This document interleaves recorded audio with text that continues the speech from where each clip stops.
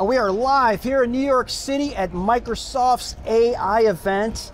It has been an incredible experience here. We've seen the combined efforts of consumer copilots meets work copilots. It's incredible. AI everywhere. Great demos. Dan, how are you, my friend? I thought you were going to say, and here's my co-pilot, Daniel Newman. No, we could be. It could be Pat Bot and Dan Bot. Dan Bot and Pat, Yeah. Batman and Robin. Yeah, no, exactly. By the way, also, we saw some incredible Surface devices with all this technology integrated into it. Pretty exciting. Starting to look like the PC and AI are finding a home together. No, exactly. And Microsoft's got this really unique opportunity. And not only do they do the client, they're big in cloud and pretty much everything in between. In the end users don't care where it's coming from. They just want the best experience. Yeah. And sometimes those experiences, those AI experiences come out of the cloud. Sometimes they come out of the AI. But I mean, it hasn't been a big secret where Microsoft's going, although I was very excited to find out what was being revealed today. Yeah. But those experiences are experiences that I can tell you, I've bothered a few people that I might know at Microsoft because I want those experiences. like I wanted it yesterday. And I wanted it, yeah. And by the way, it looks like we finally know when we're going to get those experiences. That's exactly right. So I want to introduce Matt. Welcome to the 6.5. It's great to see you. Gosh, I feel like we spent so much time. I just want to give you a hug. Just we're like brothers from a long distant family. I think it's we good seeing you Yes, both you live too. too versus watching you online. No, So it's exactly. awesome. Yeah, thanks for coming on the show.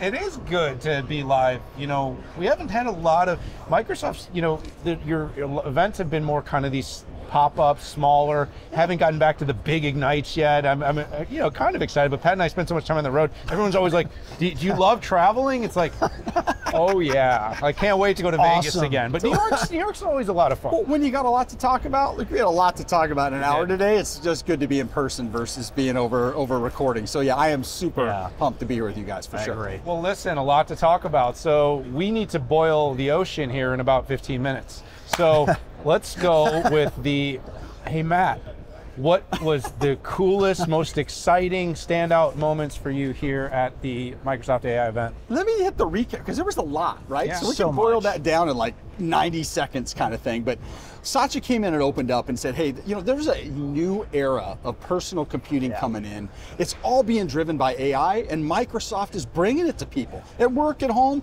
everywhere in between.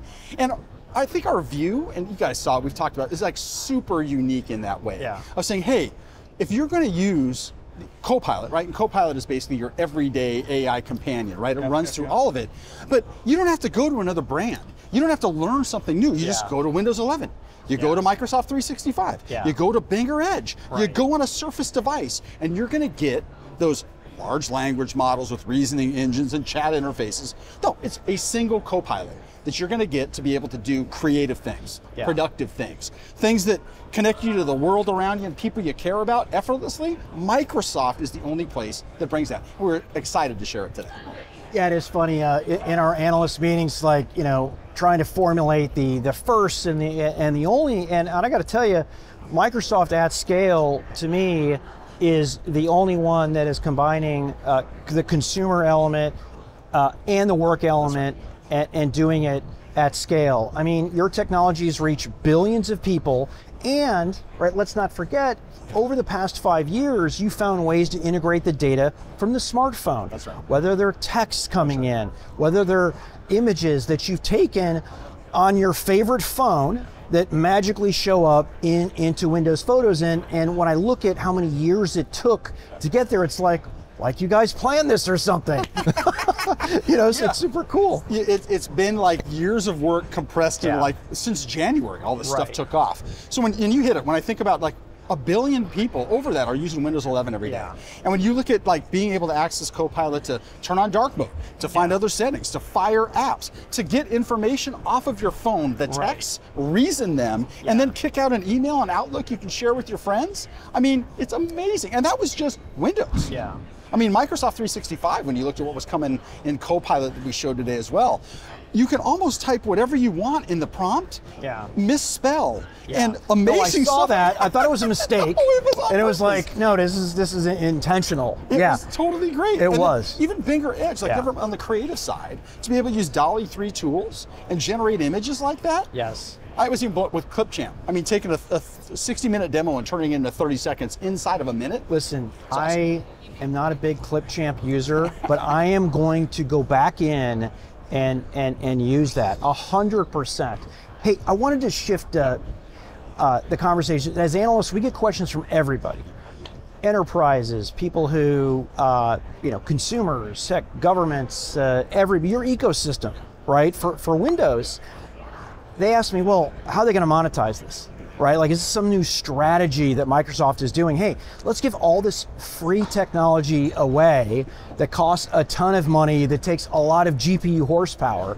Like, how do you explain that to people? Yeah, it's an interesting time in technology today because it's just going to create more value for people. And anytime you create more value for people or businesses, yeah, it comes back to you. Lifetime value. Yes. Yeah. Yes. And when I look at it is to say, hey, if people are saying, I'm on Windows 10, but I want to get to Windows 11 to get Copilot, yeah, that's a nice step. Not only for Microsoft, but for all of our OEM partners too. It's a great thing. Yes. If I want to subscribe to Microsoft 365 and get Copilot along with that to get that Microsoft 365 chat benefits too, right, that's another revenue stream coming in. If I'm using Bing and Edge in new ways now, that's even more. So, and I hate to talk revenue, it's just delight. People are using these things. They want to upgrade them more. They want to spend more time with them. That's what's going to get people using it. And using it means buying it. And buying it means referring it. So I think we're on a new edge of not only use cases and benefits, but from a financial perspective, we're in a great position as a company to do something great with AI tech. Yeah, for sure. My experience is that Microsoft has been one of the winners of telling a monetization story to the market around AI. Yeah. Now again, it didn't all come straight away. It took a minute. Early on with Bing, you were able to very clearly show the exact prescriptive value of gaining 1% market share. Remember that from the original launch. It was like $2 billion per 1%. I'm like, I'm tweeting that. Best tweet of the day. And then, you recently did the Copilot, $30 or, and what I'm saying is then you can start doing in the math. You're like, okay, well, this is how many licensed or enterprise users or consumers times that is the opportunity. That's right. But you only can talk about that if there's value. And that's the thing that we're absolutely seeing, Dan. It was like, there's value. People are using this thing saying, man, I want to get back on it again. Pat's looking for a Copilot for the show. $30 a month, can fill my seat. Listen, what do you make? If we could do PatBot, DanBot, 65Bot, I'm like in. All right. So let's let's demarcate something else: consumers and enterprises. So you were very focused on that kind of left to right, consumer, enterprise. We talk a lot about the blurring lines. Are you seeing kind of differences in the use cases, the adoption? Like, talk a little bit about kind of how that. So it's funny, like the more things change, the more things remain the same. It's kind of how I'm seeing it. Is before I thought there were going to be these uniquely different experiences, and to be honest, they're really similar. Yeah. Like, I look at summarization, the tool right in Teams to basically say, hey, what happened in this meeting? Summarize it, and then you can kick out notes, so I don't have to take notes anymore. It's magic. But my wife keeps feeding me web articles to say, hey, we're going on a vacation. She's like, dude, read this thing, and I don't have time to read it, so I just have to summarize it, and I get the same benefit. Cliff notes. Yeah. It's old as new. And so I can say, instead of like, yeah, I read it, and obviously I haven't read it, yeah, I did read it, I just read the summary, and that's good enough to get by. So there's similarities that way I can see between work and home, and that's also a strength of this, of our unique position between both, is that once you get connected to seeing the benefit in one place, it's going to translate to the other. Creating an image at work to make your blog post look great is the same as creating an image at home for the party over the weekend. So those parallelisms, if you will, are just going to ring true as people use it more and more people are using it. Yeah, I mean, all business people are consumers. Yeah. And a lot of consumers are business people.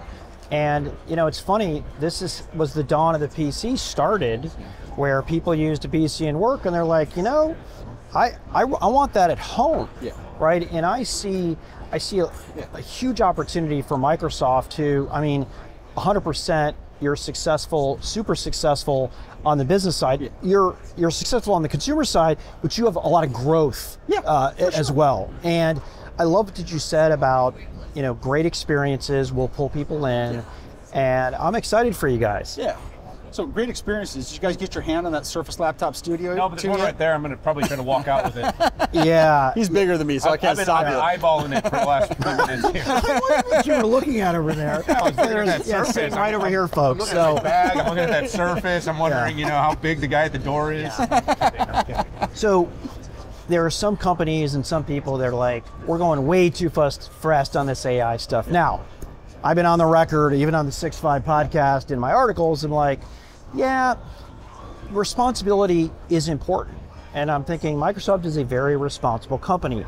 The downside for them is big. And then on the other side of my mouth, I'm like, maybe because the competitors are behind, right? Let's stoke the fire on this. Can you talk about what you're doing to minimize those risks? And by the way, I want to say with a caveat, anything that society has ever done that's been meaningful, there have been issues. But we've come together as a society and plugged those holes and made it better. I mean, Microsoft is a company that's built on trust. Enterprises trust us, customers trust us all. We've built that over time and have earned every bit of that. Yes. Responsibly. Yes. And we're taking that same approach. And you've seen us with a number of different agencies and a number of different things we've published to say, like any new technology, you said that, like any new technology, you need to be measured. You need to be responsible. You need to, and you need to try things and learn, to be honest too. You can't not put things into motion and learn from it. We've done all of that. So I look at the approach that we're taking, I look at the coverage we're getting, I look at the benefits we're delivering to customers, and we're doing what you would expect Microsoft to do with this technology. Advance it in an appropriate, responsible way, and I'm proud to see us doing that across our estate right now in products. Yeah, and we saw in our analyst time with Satya, I actually asked him a question about the same thing. I think the company's doing a really good job. I mean, look, the partnership with OpenAI, they moved very quickly. You moved very quickly. There's going to be speed bumps. There's no way you're going to launch a product that's going to be this societally influential, that's not going to raise a few eyebrows. And even Satya kind of acknowledged that, that the machine take over the world kind of thing, all the way down to just simple protecting people's data. But it's been a problem we've had forever. I mean, this is a problem we had before it was AI. We had problems with this with systems, with machine learning, databases, with search, with everything. So, Matt, I think the company's doing a really nice job. I want to congratulate you. Thank you very much for joining Patrick and I here on the 6.5. Very excited to see what Microsoft has next. Love it. I can't wait to see you again. I want to bring a bunch of the folks from Windows and Surface along to talk with you too. Thanks for the time, guys. Appreciate it. Thanks, appreciate that. Thank you. All right, everybody. Hit that subscribe button. Join us for all of the sessions here at the Microsoft AI event in New York City. Patrick, it's been a lot of fun, hasn't it? So much fun. We've been on the road all week, but I love being at events like this. I love product launch. I love talking with the executives. I love seeing great demos. I love touching amazing hardware, and I got all of it. You're all of it here. You are smooth. I am. I really love am. it. All right, everybody. We'll see you all very soon. Bye-bye now.